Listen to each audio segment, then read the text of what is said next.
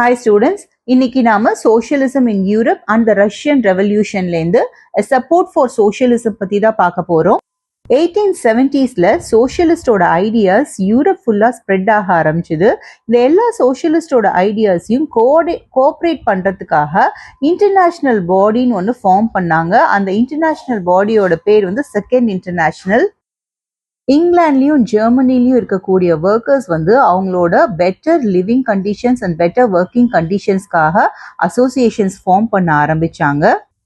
And இந்த workers எல்லாம் இவங்களோட ஒர்க்கிங் கண்டிஷன்ஸ் சப்போர்ட் பண்றதுக்காக ஃபண்ட்ஸ் கலெக்ட் பண்ணாங்க.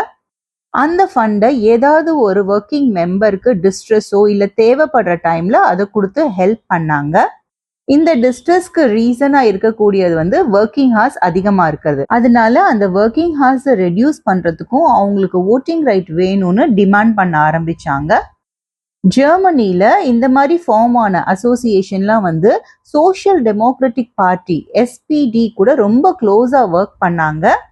அண்ட் இவங்க சப்போர்ட்டோட அவங்களோட பார்லிமெண்ட்ரி சீட்ஸ்லயும் அவங்களால வின் பண்ண முடிஞ்சுது. 1905ல பிரிட்டன்ல சோஷியலிஸ்டும் ட்ரேட் யூனியனிஸ்டும் ஒரு லேபர் பார்ட்டி ஃபார்ம் பண்ணாங்க. அண்ட் பிரான்ஸ்ல சோஷியலிஸ்ட் பார்ட்டி ஃபார்ம் பண்ணியிருக்காங்க.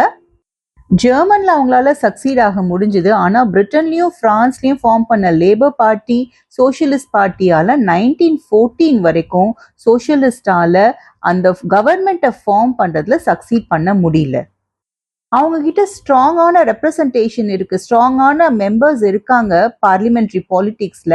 அவங்களால லெஜிஸ்லேஷனுக்கு ஒரு ஷேப் கொடுக்க முடியுது, அவங்களுக்கு ஐடியாஸ் கொடுக்க முடியுது. ஆனா கவர்மெண்ட் இப்பவும் கன்சர்வேட்டிவ்ஸ், லிபரல்ஸ் அண்ட் ரேடிக்கல்ஸ் தான் ரன் பண்ணிட்டு இருக்காங்க. சோஷியலிஸ்ட் வந்து இன்னும் கவர்மெண்ட் ஃபார்ம் பண்ணல த்ரூ அவுட் யூரோப் டில் 1914. இதோட இந்த செஷன் எண்டுக்கு வந்தாச்சு. Thank you students.